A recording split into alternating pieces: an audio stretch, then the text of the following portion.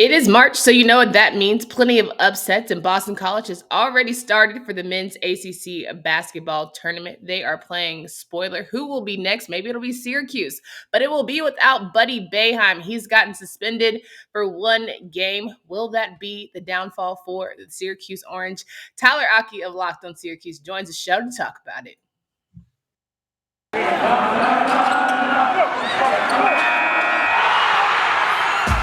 Locked On ACC, your daily podcast on the Atlantic Coast Conference. Part of the Locked On Podcast Network, your team every day.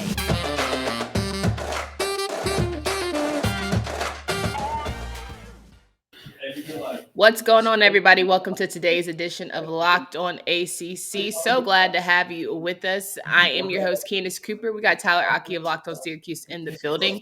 Today's episode of Locked On ACC is brought to you by BetOnline. BetOnline has you covered this season with more props, odds, and lines than ever before. BetOnline is simply where the game starts. Tyler, thank you so much for joining us. So glad to have you back. Thank you so much for having me. It seems timely, too, with all the news coming through of what happened with Buddy Boeheim. I'm sure we'll get into that plenty on today's show.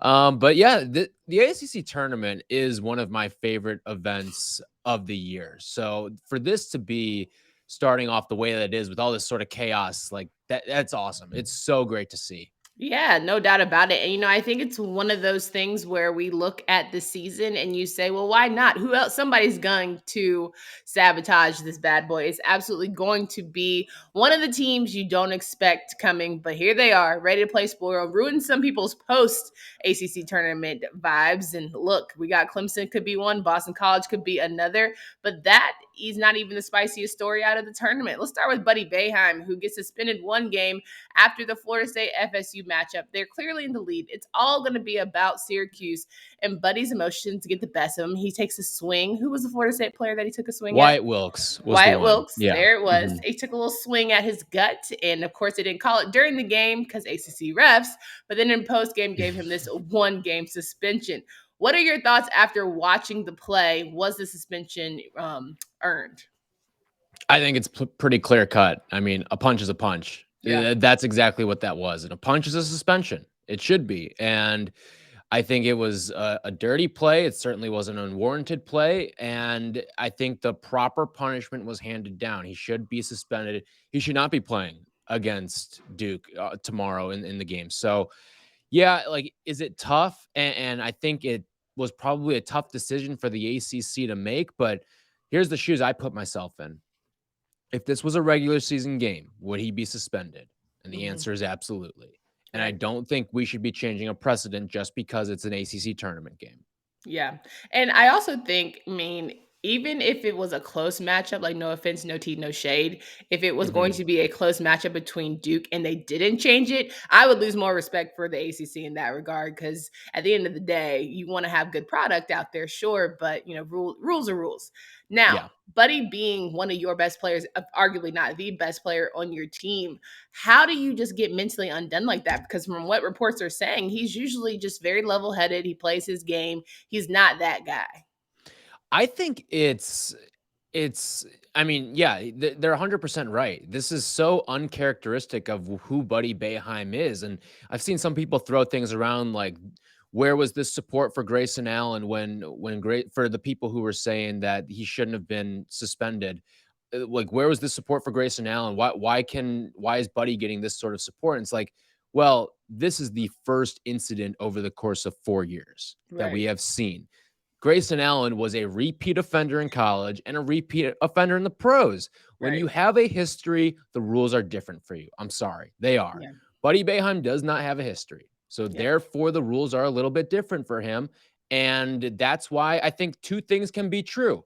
One, was this a bad thing that he did? And should he be suspended for it? Yes. Is he a good kid? And am I going to use this against his character? No. I'm not going to use this against his character unless he does it again. Right. And if he does it again, then you create a trend for yourself, and that's how you get that sort of reputation. But until that second instance happens, I'm not looking at this as a stain on Buddy Boeheim's character. Right. And we love this world of YouTube here. We use it every single day if you want to subscribe to both of our channels. But I would feel like there would be Buddy Boeheim highlights of his tripping incidents or his hitting people incidents. That's just what people do. Everybody keeps a record on these social media channels. There's no way if this was who he was, you would not have some sort of record about it. Right. It's not his reputation. He's a good kid. He means well. He's obviously been one of the best players in the conference. I mean, this is not an easy decision to make from a dollars and cents standpoint for the ACC. I mean, you are plucking an all ACC first teamer, a son of a Hall of Fame coach who is part of this game.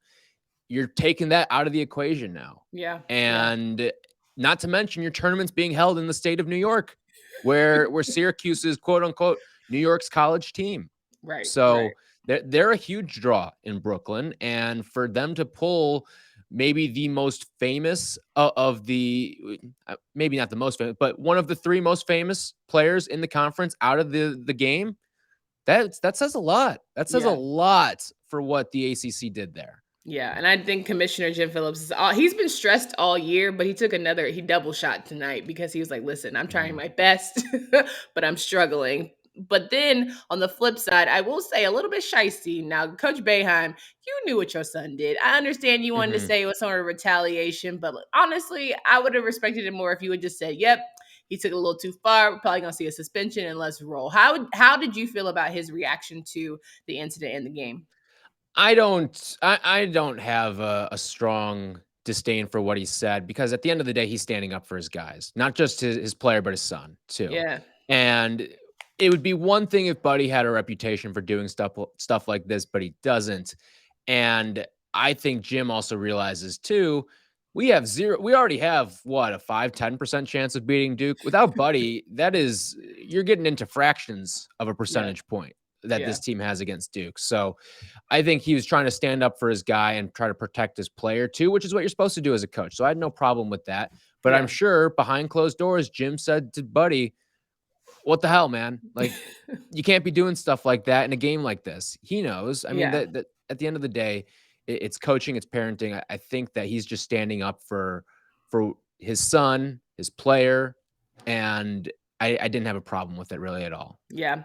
And all in all, I think it always goes back to me. Let's call it in game. So he could have got ejected. He didn't have to miss this game. Go to the monitors. If you see a player down and it looks a little shiny, he's telling you he punched me. I'm sure he didn't say, oh, I just fell. I'm sorry, so hurt. Maybe go to the monitors and just check it out. That's all I'm saying. Get an advice. Free game to the ACC refs. They tend to struggle. But what I'm seeing right now too, coming across the timeline, is Wyatt Wilkes put a video. He's the one that got punched by Buddy. He put a video out on YouTube and says he thinks that Buddy shouldn't be suspended and that he's gotten a lot worse in games, which is interesting. Yeah. But I still, I saw what I saw. I saw him wind up and punch. And again, I think he did it in a cloud of judgment, in a moment of frustration, but that doesn't exonerate him in my eyes. And the same thing with the officiating. Poor officiating does not exonerate your poor choices as well. Sure. I completely agree there. I think it's weird to cape for somebody who injures you, but whatever have you. I think though that ultimately, when we talk about ACC, they pride themselves on being that superior conference and do things the right way and sportsmanship. So they could not do anything. This would just be so much nepotism and beyond if they just were like, we thought it was kind of clean. Let's keep it rolling, in my opinion. Right. They had I'm with choice. You. Yeah. You got caught in a really good camera angle of you winding up for a punch. It does not get any more clear cut than that. Yeah. And we talk about all this and get maybe a couple minutes here for just the game. It's 96-57 victory for Syracuse. Was it what you expected? Did you think that Florida State would have any sort of fight more than what they showed?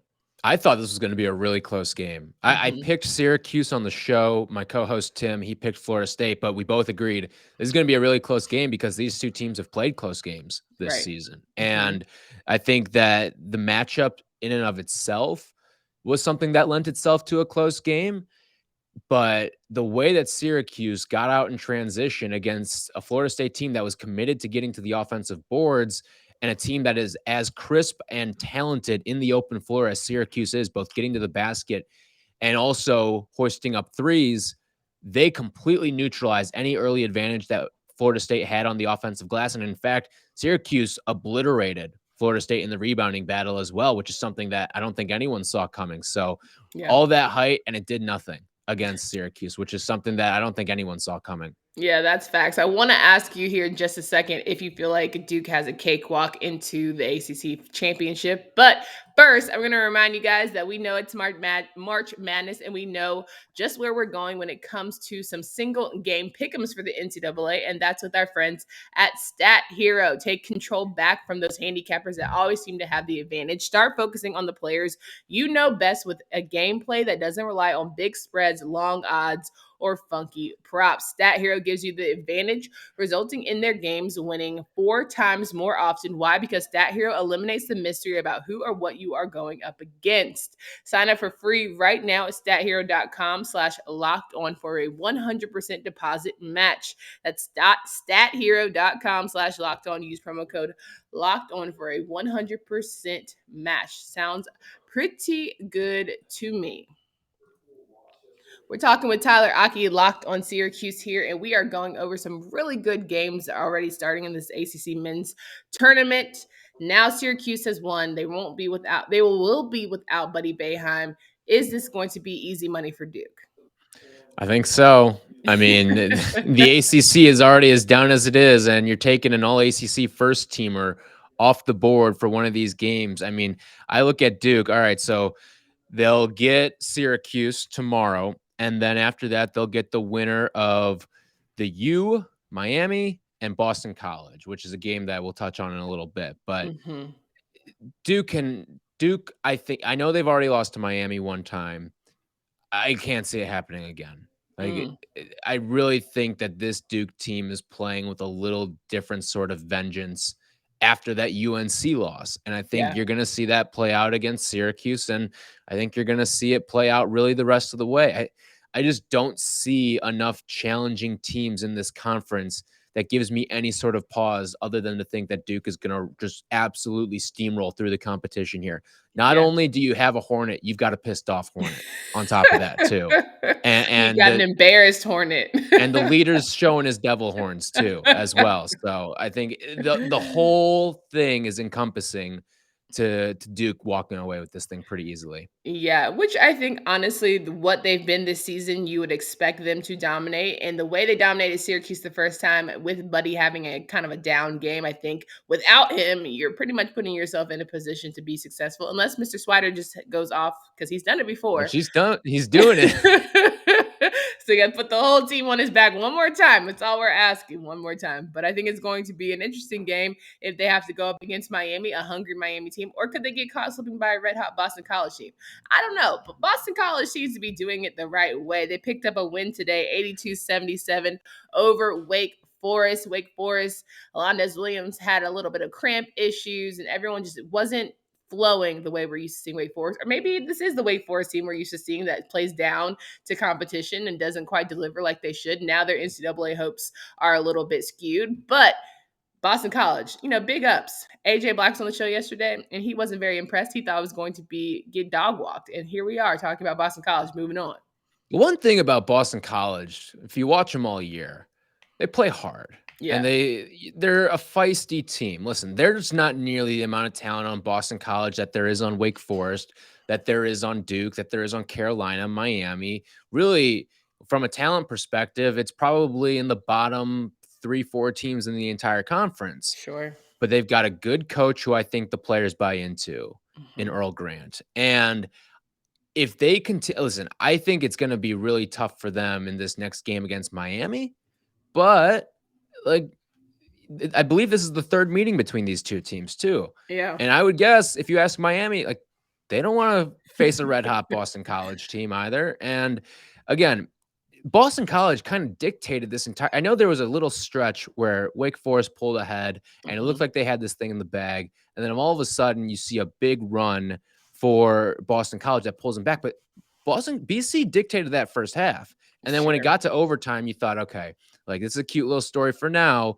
But when things go to overtime, usually the favorites play out. And then that just wasn't the case.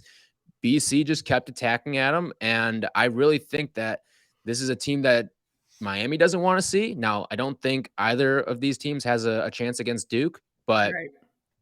they're playing hard and they're a feisty group. And in these sort of momentum built atmospheres that you've got here, you give yourself a chance in those sort of situations. 100% agree. And I think that ultimately, what Earl Grant is doing in year one is what we kind of saw little dabs of from Steve Forbes in year one. Maybe in year Mhm. two, Boston College will truly be that step up team. Earl Grant will be in the conversation for coach of the year if he dips his toe in the transfer portal or recruits the right kind of guys and gels them the same way he did this season. But you just see growth. You see optimism. You see a, glimmer of hope that the tide is turning in Boston College, Chestnut Hill. So Boston College faces Miami at 2:30. Then we have the Clemson and Virginia Tech game going back and forth as we're recording this show. And I really put that one up in the air because we don't know which Virginia Tech team we're always going to get, but we always know that Clemson's going to fight either way. Right. And Clemson obviously getting healthier towards the end of the season, too. This is certainly an intriguing matchup. I don't know if it really means anything for the long-term ramifications of the tournament as a whole. I don't think either of these teams really has the firepower to go up with the Carolinas, the Notre Dames, the Dukes, the Miamis of the world. But I just look at this game here, and I think it's for Clemson and Brad Brownell, like, you kind of need to start doing something. Yeah. Because we've seen a lot of running in place and being that team that is the football school with the occasional basketball flare up, but at a certain point that gets stale. At a certain point, you want your football program to be uplifting your basketball program and not they're always little brother over here. Like, look what's happening in the SEC. Yeah. Look what's happening with Alabama, with LSU, with Arkansas. All these programs that are traditional football powers. Well, now all of a sudden the basketball program is not at that level, but it is improving, getting into the Yeah. top 25. And it's with Clemson, it's kind of like, what the hell? Like, why aren't you guys pulling up Anytime on you're your end of ready. the bargain? Right. Like that's what it's getting to it with this Yeah. team. So I do think that I know they've been in the tournament the past couple of seasons. And they even have the Sweet 16 from a season ago as well. But I just think that this program needs to be better. Like, you should not be in these sort of matchups here. You should be getting double buys or something of that sort in Yeah. these ACC type tournaments. Yeah, I respect that. And, I think what's interesting to me is how much we go hard for the Virginia Techs and Clemsons of the world in the basketball sense when they see the growth, but then I just don't feel like it's consistent enough. Like, we'll go hard this season for Clemson because we're like, yeah, okay, we see some life. We'll go hard for Virginia Tech because, like, you're supposed to be better than Mhm. this. You have the senior leadership, but they don't always deliver for us. And then we kind of go back to the drawing board or deliver, or we depend solely on our blue bloods and all of that good stuff. But I was having hope for Florida State there for a bit, and here I am, retreating those thoughts. Maybe football season will be great. So it's one of those things where I'm just like, I'm ready for some new change, but it is not consistent enough for me. So very, very good point there. And final game, Louisville and Virginia. Virginia to me is probably the biggest. Hey, they could be just like Boston College and go ahead and run the Yeah. gambit, find themselves in a championship game. Tony Bennett is nothing to squabble at. However, Louisville's got some dudes. They've got some guys who are pretty big. They're maybe catching fire. Maybe they're in this AAU mentality where it's, all these games in a row and they just want to dock it out. I'm not putting anything past them either. I look at Virginia, though. You look at who's the team that's playing for more here, and it's certainly Virginia, because they may feel like, okay, we're in the right side of the bracket here. Right. All right. And we can kind of wiggle our way through. And if we get to that ACC championship game, our reputation might get us into the tournament. Our coach might get us into the tournament with all that stuff, the Virginia flair of what the program is. And maybe you're not an at-large team, but you're that last four in, or you're going to Dayton. Like, that may be an intriguing thing. And that may be something that the selection committee says, oh, like the ACC, we're really looking at a 3-bid ACC, maybe. Like, can we maybe sneak someone in? And that's another thing too with Virginia. You see Wake Forest losing, and that door is open still. That is a spot that in all likelihood has been lost. Yeah. In all likelihood, we have probably seen the end of Wake Forest as an NCAA tournament team. Just the nature of what this week is. And Virginia is one of those teams. When that door opens for them, they might be the one that walks through and takes that spot.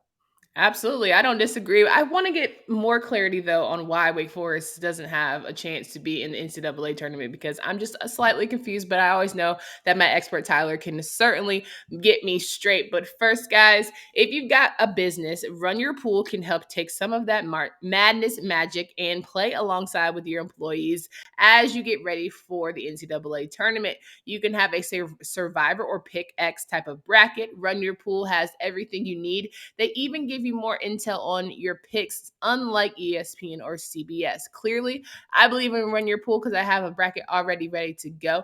When Selection Sunday hits, I'm going to be just typing my little teams in there, making sure I get everything to go. I'm going to runyourpool.com, and you should too while you're there. Enter Pure Madness at checkout for $10 off your custom pool. All the rules and details will be available there. Again, that's runyourpool.com/locked on. And if you're trying to get all of your bets squared away, you want to know who to vote for, it's that time of year again as college basketball's tournament is finally upon us. From the latest odds, contests, and player props, BetOnline.net is #1 source for all of your sports betting needs and info. BetOnline remains the best spot for all of your sports scores, podcasts, and news this season. And it's not just basketball. BetOnline has you covered from everything from live betting right to your favorite Vegas casino games. Head to the website today. Use your mobile device to learn more about the trends in action. BetOnline is where the game starts. So we're wrapping up here with Tyler Aki of Locked On Syracuse, and I want to believe that Wake Forest still has a chance, but everyone's telling me to let it go. Tyler, why do you feel like Wake Forest is just not going to be in one of these, teams to make it in the NCAA tournament? I just don't think the resume is there. When you Mm, look at the games that they won this season, how many tournament teams did they beat? And I'm looking through their schedule right now. It looks like they beat 2. yeah. They beat North Carolina and they beat Notre Dame. Virginia, I guess, is the one that's sort of hanging in the balance. But if Mhm. Virginia outplays you in this ACC tournament and gets to that championship game, they could be the one that steal your spot. And that's more of an earned thing. I literally think that if Wake Forest had just beat Boston College, Mhm. would have been enough. It would not matter what they did after that. They could have Sure. lost to whoever. Um, but you still had a little bit of something to prove here. There's still a little bit of meat left on that bone that in terms of bolstering your resume to feel secure. And right now, so I'm looking at Bracket Matrix. And for those of you who don't know what Bracket Matrix is, it basically takes a compilation of 128 bracketologists and does a composite seating based on all of that right now. So Mhm. Wake Forest, before the loss today against Boston College, they were the second to last 11 seed and losing to BC. So let's take a look at some of the teams behind them now. All Sure. right. You've got Notre Dame, who, if Notre Dame wins a game, that leapfrogs them over Wake Mhm. Forest. You've got Xavier in the Big East. That tournament's going on right now. They were locked in a close one with Butler. You've got Wyoming in the Mountain West, Rutgers out of the Big Ten, and SMU. If those teams just win a game, they're probably seeing their resumes bolster past a team like Wake Forest. I look at Yeah. some of the other teams that are knocking on the doorstep. VCU and Indiana, 2 teams that, okay, go out and win a game, and maybe you find yourself in over a team like that. Or, as I mentioned earlier, Virginia and Virginia Tech, too, are 2 Yeah. teams that can use this to bolster their resume as well. And they can leapfrog past a team like Wake Forest. So that you just can't. That's the problem right now is you're out and you can no longer help your case. The only thing you're rooting for losses for other teams, and that Yeah. can be a very dangerous game to play. And it's unfortunately for Wake Forest the situation they find themselves in. Yeah, it's a very stressful situation, and honestly, it's the worst because you have no control over how other people perform. That's why you got to get it done the first time out. They shouldn't have been caught slipping by Boston College. To me, that's an inexcusable loss. Like you just don't do that. It's very fraudulent, but that's neither here nor there. I will say, UNC fans that are feeling away about Alondes Williams getting Player of the Year, please stop. Like all these comments that I'm seeing on Twitter, like let it go, bro. Armando is not the guy, and that's just what it is. Let's move Yeah. on.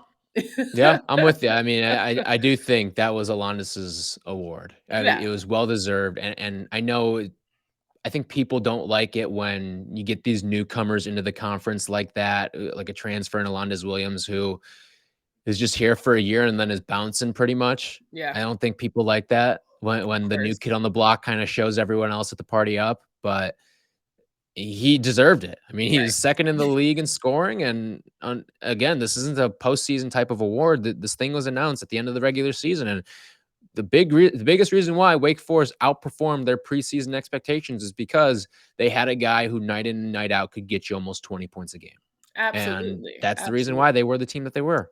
Exactly. And I think also it just speaks to the fact that you got to let go of this ACC tradition because it's not the way Wake are Forest used to is seeing it. tradition too. No, I'm That's the saying thing. No, like exactly. I'm agreeing with you here. Like they're Yeah. part of the tradition. Exactly. But that's the nature of the game now. You're going to see transfer guys who come in. Brady Manick, I wish he had 10 more years at Carolina. I'm over here sad. Like, how can we find this? But can he fail a class? Like, how do we do this? Like, how can we get him back for a little bit longer? Because I appreciate all of his energy. But if that's, the same for Wake Forest, I'm sure they all appreciate Alondes Williams. He's going to be good money whenever he tries to come back to Winston-Salem. So it's just the nature of the game. Y'all just got to let that. People don't stay here for 4 years anymore. This is not the Tyler Hansborough era Right. anymore. This is not Tim Mhm. Duncan era. Like that's just not the world we live in, and that's okay. That's You're just right. No, you're it's 100% college right there. hoops. Mhm. Yep. Times are changing. Times are changing, but either way it goes, we still got some really good games left here for the men's tournament. And then, of course, as we get to the selection shows, we'll get ready for the women's and men's NCAA hopes. But Tyler, it's always a pleasure to have you on the show. Hopefully, Syracuse will find themselves in an NIT. Maybe we're feeling you can I join. don't know if they'll accept it. That's the thing I is, wouldn't, yeah, I don't honestly, know if they're gonna accept it. and I that's would guess okay. no. Jim Boeheim's alluded to they will not. Okay, well, if they don't, I would love to get some postseason wrap up content. Where can folks find you and follow all your work? You can check us out, Locked on Syracuse. We just did a live show, full recap. This was before we knew the suspension was coming down, but we were talking about the merits of why Buddy should have been suspended. So we got into that. And you can find us on Twitter at LO_Syracuse and myself at Tyler, aka AKI _. Love that. All right, guys. Just because you listen to us doesn't mean you can't get in on some other shows here on Locked On Podcast Network. Make your second listen Locked On NFL Draft with Ryan Tracy. Okay, there it is. Ryan Tracy and former NFL cornerback Eric Crocker. They bring the NFL Draft to life every day with insights and analysis on college football prospects and NFL front offices. It's available and it's free wherever you get podcasts. For Candace Cooper and Tyler Aki, we hope you have a great rest of your day. Until next time.